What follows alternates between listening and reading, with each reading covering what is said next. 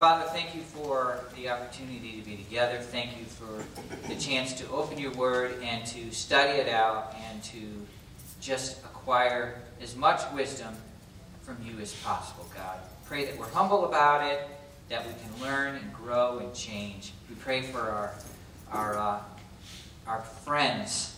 Lots of people getting surgery, God. We put Ellen before you, and I know Judy had some work. And there's some others as well as Greg. And, we just want to put that before you, God. Be with the people that are taking care of them so that they can come back to us healthy and happy, God. We pray this in Jesus' name. Amen. Angie was the other one. She's doing good. Okay. So here's what I need today. I need 4 volunteers to read 4 scriptures. Mr. Scott, I need you to read. Just put your finger there. And you guys, if you can open up to Proverbs, we're going to read a lot of them. Proverbs 3:3 for Scott. Who else can I get? Jason, 14:22. What's your name? Callie. All right. 16:16. Proverbs. Yes. One more. 20:28. Alex, 20:28. You'll be the... And I'll just call on you when I need you on that. So we're gonna talk about love. My tree is not up there yet, but it will be. And so today's discussion will be one of the leaves on the trees, and we're going to talk about love because we said last week, or the last discussion, that love completes the fear of the Lord, right? So let's figure that out. So let me ask you guys, what do you love? What do you love? I love God and I love my wife. Okay. I'll just say God in my life. God? Everything. Everything. Orlando? I love God, my wife, I love you. Okay. All these politically correct answers. Go for it. Okay, you said, what do you love? What do you love? I love music, and there's a song by George Thorogood, Okay. Destroyers. Bad to the bone? Are you bad to the bone, bro? No, well, he has another one. And I just thought of that as soon as you said that song. What do you love? Who do you love? So I'm music. So Yes, I know the song. you know that song, right? Yes, sir. Okay. I'm a child of the 70s. Yes, sir. I love this guy right here. Yeah. So here's some things that we typically say. These are some of the things that I typically say. Do you love the smell of bacon in the morning? Yes. Come on. Do you love sleeping in? You love babies? I love babies. I always say that. I love babies. It's hard to love babies when you live with 2 baby hogs. I love it when a plan comes together. Don't you love that? These are all things that we say that we love, but do we really love the smell of bacon? Does that word, does it really diminish what love really is? I mean, we really should say, I enjoy the smell of bacon, or I enjoy a plan coming together, so that love has a more powerful meaning. Does that make sense? Yes. Like, I notice sometimes a lot of people say, oh, we did this yesterday, and I am just exhausted. And I'm thinking, are you really exhausted? Because if you were really exhausted, you would be laying down or passed out cold, right? We have this tendency to use words wrong and diminish their meaning. Does that make sense? Yeah. Okay. So let's, as my dad would say, let's walk down the highway of learning and read some of these Proverbs. Proverbs 4, verse 6. And I'm going to try to go slow, but I have like 17 of them to read. So just try to keep up, and I won't. I'm going to go in numerical order. Proverbs 4, verse 6 says, do not forsake wisdom, and she will protect you. Love her, and she will watch over you. That's pretty cool. Proverbs 8, I'm going to read 3 of them in Proverbs 8, and you have to remember that Proverbs 8 is wisdom talking to us. Okay, so this is wisdom. That's the context. Wisdom is speaking to us. Proverbs 8:17 says, I love those who love me, and those who seek me find me. Proverbs 8:21 says, bestowing a rich inheritance on those who love me, and making their treasuries full. So let's have a pop quiz on 8:21 that I just read you. Bestowing a rich inheritance on those who love me. So does this mean if we love wisdom, we will become rich? No. No? Why? You can be rich in wisdom. What's that? You can be rich in wisdom. Not so much money or... Okay, that's nice. I'm going deep. I'm going back to lesson 1 here. I think the inheritance is heaven, salvation. Okay. Vicki? Because I think you said at the beginning, they're not a guarantee. Yes. That's my wife right there. Proverbs are not promises. They are probabilities. She's got it exactly right. That means if you do these things, the outcome is more than likely, but not promised. Okay? So, we just want to make sure that when we read the rest of these, we have that context in mind. And that was from lesson 1. Good job, Vic. I'll give you some candy. I forgot I left it at home. She's like, yes, I knew it. All right, Proverbs 8:36. But those who fail to find me harm themselves. All who hate me love death. Ew. Wow, that's heavy. Proverbs 9, verse 8. Do not rebuke mockers, or they will hate you. Rebuke the wise, and they will love you. Okay. Proverbs 10, verse 12. And now we're out of the teaching format of the Father teaching the Son. Hatred stirs up conflict, but love covers over all wrongs. Amen. So let's have another quiz. So if I love others, does that fix all my problems? No. No. Why? Because hatred is They still have problems.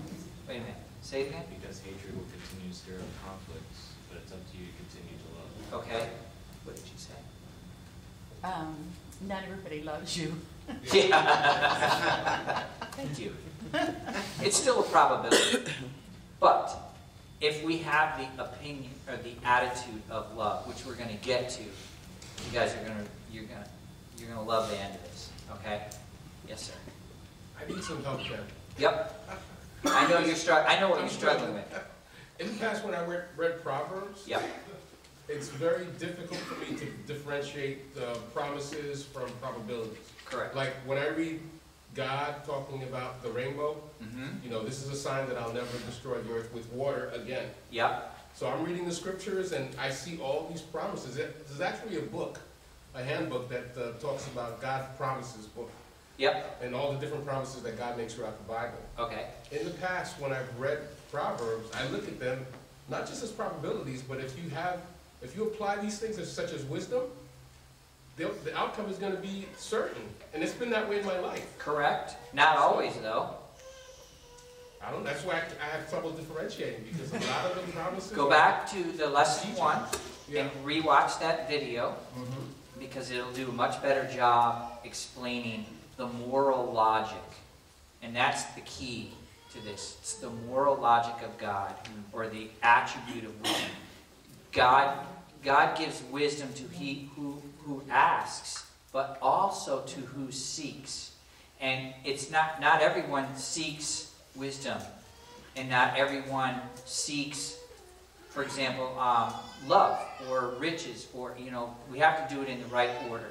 But if you go through that, and I'll follow up with you on that, because I know you've said that before. It's an 8-minute answer that I think will help you.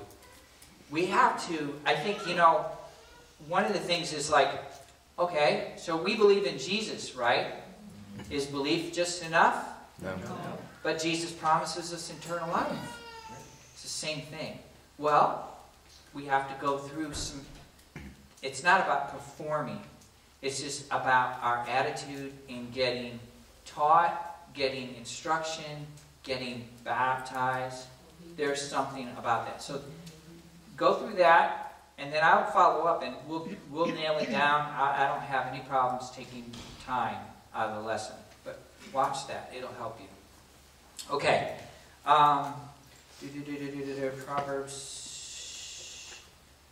Proverbs 15:17 is where we left off.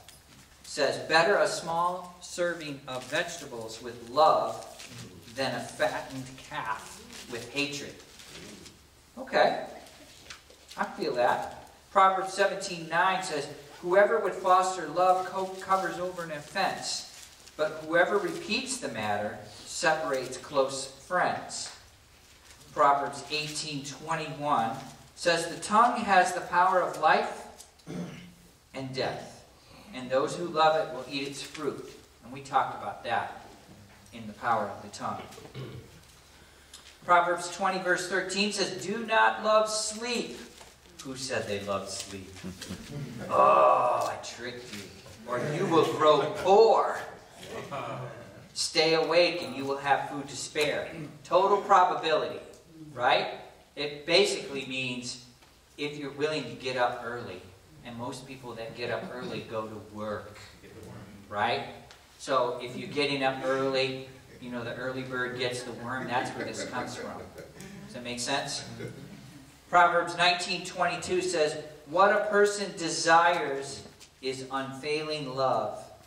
Better to be poor than a liar. That one's deep. We're going to get back to that in a few minutes. Yes, sir. Was that Matthew? Nope. Proverbs 19:22. We're not doing Matthew. I know it's... Come on. I'm just messing with you. Proverbs 21:21 says, whoever pursues righteousness and love finds life, prosperity, and honor. So pursuing love. Very interesting. Proverbs 27:5 says, better is an open rebuke than hidden love. Okay? So those are the probabilities of love. But there's another part of this that we need to look at. And love needs to be combined with something. And the reason I say that is because of the New Testament. So we're going to link the Proverbs, which is Old Testament now, and the concept of love, of things that we love, and some of the things that we read about love. And we're going to add a new concept. You ready? Who's my first Proverbs 3:3? Scott. Nice and loud, bro. Let love and faithfulness never leave you. Bind them around your neck. Write them on the tablet of your heart. Okay. Let love and, that's the conjunction, faithfulness never leave you. Bind them around your neck and write them on the tablet of your heart. There's a theme that we're going to find, we're going to walk through this together, that love and faithfulness go together. Love completes the fear of the Lord, but faithfulness is introduced as a foundational concept, okay? And this is something that's super important because it's something that Jesus and God are going to measure, okay? So this says, write them on the tablet of your heart. So is there like a notebook in your heart? Is it like, write it down, back in? I think there's a spiritual notebook in your heart when you remember scriptures. Okay. So how do you do that? Are you saying just memorize? You memorize it, and it's written in your heart. Okay. It's spiritual. Did I see a hand okay? Yes. Yeah, it comes down to meditating on His word. Okay, meditating on His Word. Very good. Well, if it Oh, talks about what your heart feels, it comes out your mouth. We had a whole lesson, 2 lessons on that, right? So we got to know it's super important if we're writing this on our heart that sometimes our heart is deceitful. So we have to make sure, maybe this is God's way of saying, hey, write it down, so to speak. I think, I mean, those are thoughts, right? We think them, we read them, we memorize them. And that's, that's what they are. Mhm. But I think it's the act behind it, or the attitude that we should have, that actually brings that thought and those words to life and through us.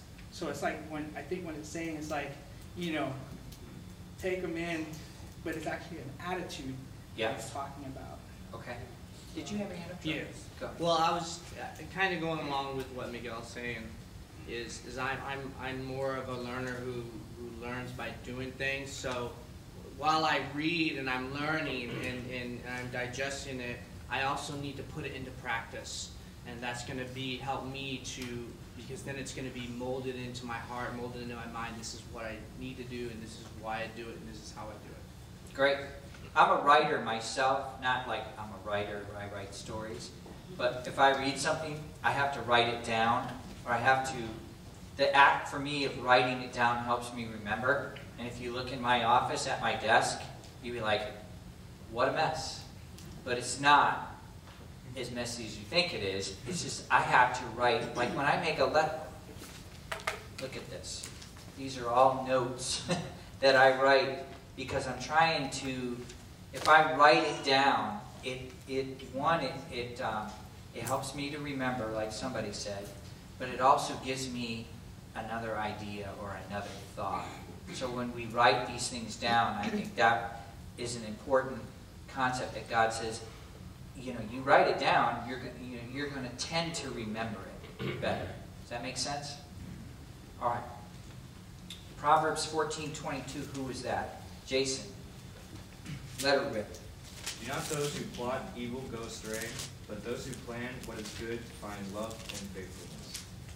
Awesome. Do not those who plot evil go astray, but those who plan what is good find love and faithfulness. Faithfulness leads to finding what is good. Okay? Quotation marks. Remember this word, because it's important. So, how do you plan to find what is good? That's what the Bible says, right? You got to plan it. What is it? What does I that mean? think with me in my marriage, I planned how to find good. Okay. I plan to be transformed Okay. into what would be a helpmeet to my husband. How? By loving him every day. By Okay. love and faithfulness. Okay. Orlando? I think in that concept, of just seeing the good in people, because at times you can see the worst in them. I know I have a problem with that, especially when it comes to, let's say, like my son. Sometimes I don't see the best in him, you know, and I think I need to be able to bring out the best in him. While I see that, and it's one thing I've always admired about Greg is that that's what he does. He Yeah. sees the good in you, and Jesus is like that too, where he doesn't see as who you are right now, but who you truly are, and who you can become. Okay, so let's nip this. I like where you're going, but it doesn't say see. It says plan, right? To me, plan means like train, take notes, prepare, look, search, write out a plan. You ever hear a business? You go to the bank, they want to see what your business plan is. Does that make sense? Yes. So I was thinking, in your example, or even in examples in the church, we put together a plan when there's a need, right? We're going to take some meals to some certain people that need a meal. We sit and we plan it all out. We put somebody in charge of that. Does that make sense? Mm-hmm. Do we do that for love and faithfulness? That's kind of what I want you to understand. Yes, sir. So I think it goes back to a previous lesson about having a wise heart and training your heart like a Navy SEAL and continuing. I like this guy. He's right in the front. You make it easy, bro. Yeah. Just continuing to, as well as the other lessons of wise feet, just continuing to follow the right path. And Yep. You keep putting that plan together as well as training your heart to continue going down. Excellent. Very good. So how do you do that? For an example, of what he's saying, Like, I feel like I need to understand God's love more. Okay. I want to understand, and that way in turn I can know how to love him back. Okay. And so I said, how am I going to do that? So I came up with a plan, and I said, well, guess what? I'm going to start reading Crazy Love. Okay. I said, so we set up a plan, and then we started meeting at a house with another group of people, and Okay. everybody's sharing on God's crazy love for us. And Perfect. so it's like something as simple as that. It's just, it made a plan so that way I can understand God's love. Awesome. You guys want to know something? When I was putting this lesson together, I had the hardest time. I cannot believe how hard it was to put together a lesson about something so elemental and fundamental in our lives, love. It's because, like, when you have to teach it, then you're thinking it's a whole new concept. And I think the same thing goes for when we are trying to plan how to have love and faithfulness. How do you plan that? That's what God's saying. That's why I showed that video, and that's why I like when Jason said that about training our hearts, That is something that we're not normally used to doing. And as a church, I see you, Vic. As a church, we got really good at the performance aspect a few years back. Remember that?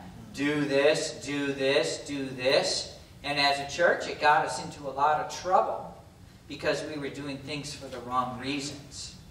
But do we now do things for the right reasons, such as planning how to be faithful?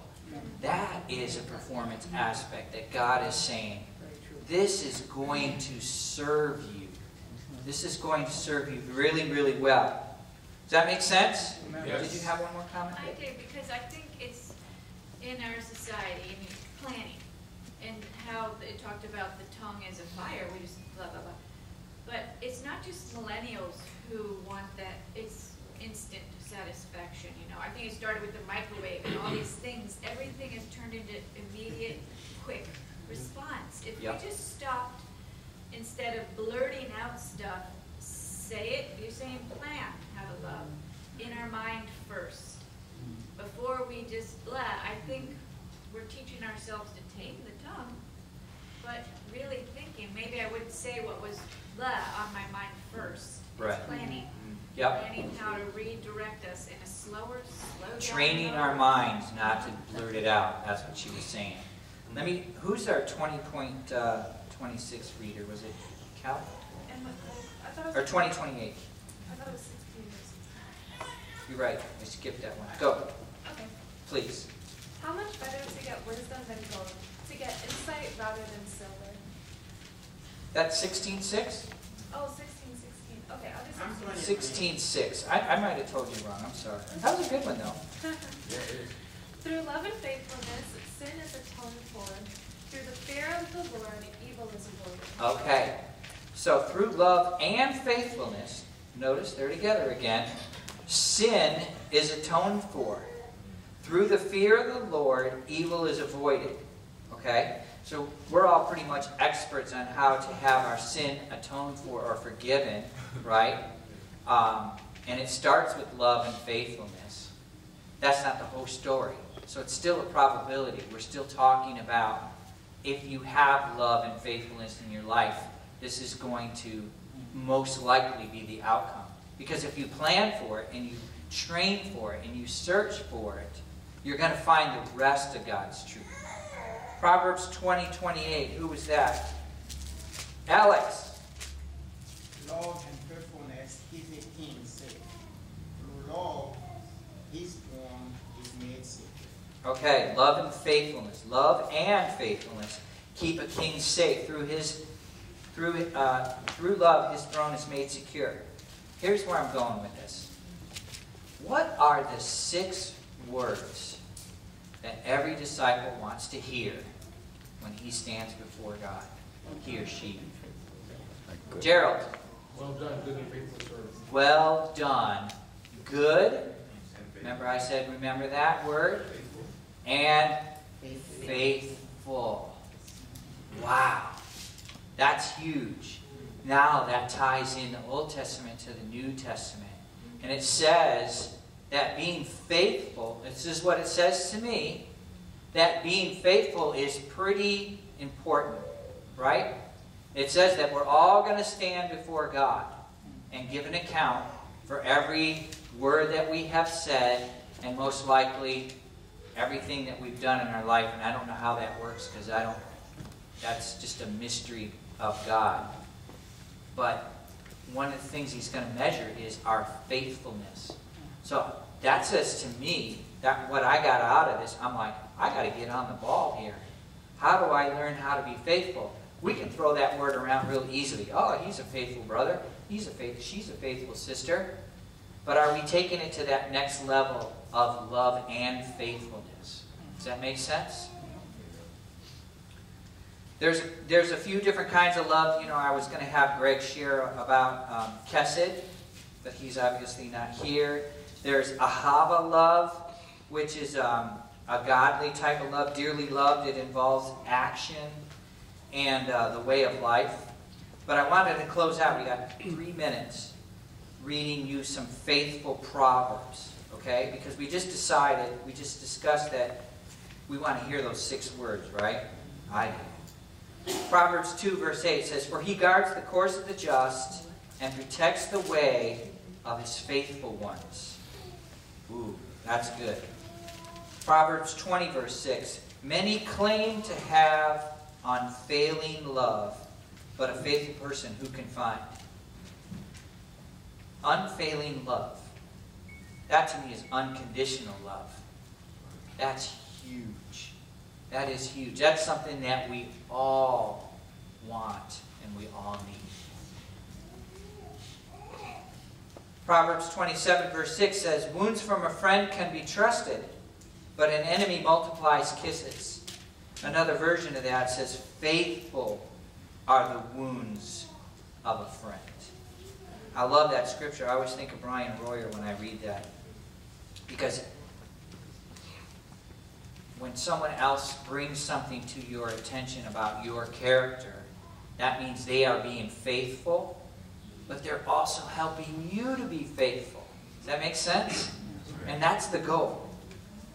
Proverbs 28:20 says, "A faithful person will be richly blessed, but one eager to get rich will not go unpunished." Proverbs, and the last one, Proverbs 31:26, "She speaks with wisdom, and faithful instruction is on her tongue."